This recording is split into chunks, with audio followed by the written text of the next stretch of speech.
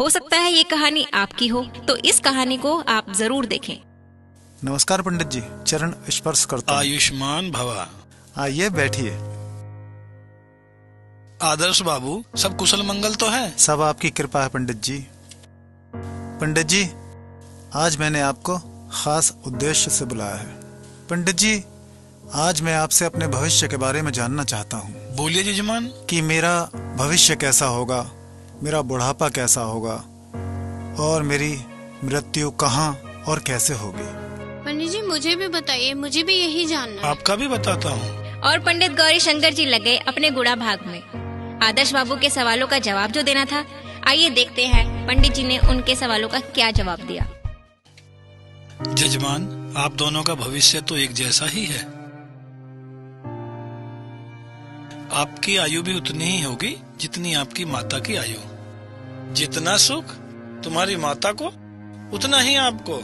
जिस स्थान पर उनकी मृत्यु होगी, उसी स्थान पर आपकी भी मृत्यु होगी। अर्थात जैसा भविष्य आपकी माता का होगा, वैसा ही आप दोनों का भी होगा। अर्थात जैसा भविष्य आपकी माता का, वैसा ही आपका।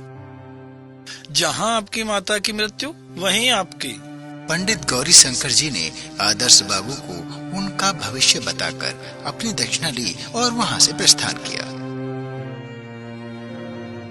और आदर्श बाबू को पंडित जी की भविष्यवाणी ने पूरी रात सोने नहीं दिया।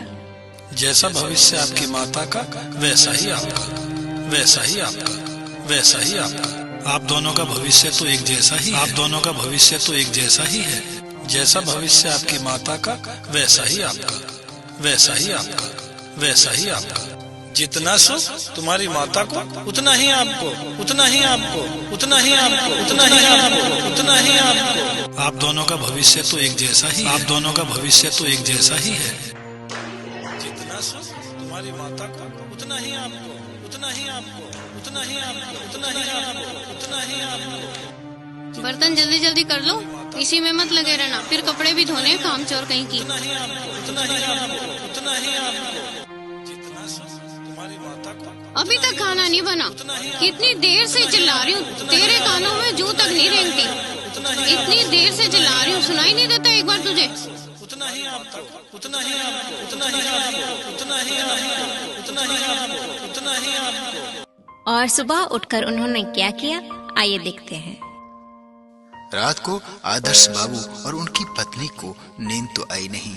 सुबह आदर्श बाबू जल्दी तैयार हुए और उनकी पत्नी गाड़ी की चाबी लेकर पहले से ही इंतजार कर रही थी, क्योंकि उन्हें पता चल चुका था कि अब क्या करना है। तो आदर्श बाबू सीधे पहुंचते हैं उस जगह जहां उन्होंने अपनी माँ को रखा होता है, यानी वृद्ध आश्रम, और वहां से अपनी माँ को साथ लेकर घर के लिए प्रस्थान करते हैं। और घर पर उनकी पत्नी पहले से ही उनके आने का इंतजार कर रही हैं। आओ मम्मी आदर्श जी, आओ बाबू की अंदर पत्नी आओ। ने पहले तो अपनी सास से मम्मी जी, क्षमा मुझे माफ मांगी। कर देना, मैं आपकी उनकी बहुत सासू बड़ी माँ ने गुनहगार हूँ। उन्हें गले से लगा सॉरी लिया, फॉर दैट। क्योंकि माँ आखिर माँ होती है। जिन आदर्श बाबू को कल रात नींद नहीं आई थी, आज माँ के आ जाने पर चेहरे पे एक अजीब सी प्रसन्नता थी। वो जान चुके थे कि असली सुख कहाँ है। उनको आज बहुत ही मीठी नींद आएगी। दोस्तों, माँ आखिर माँ होती है।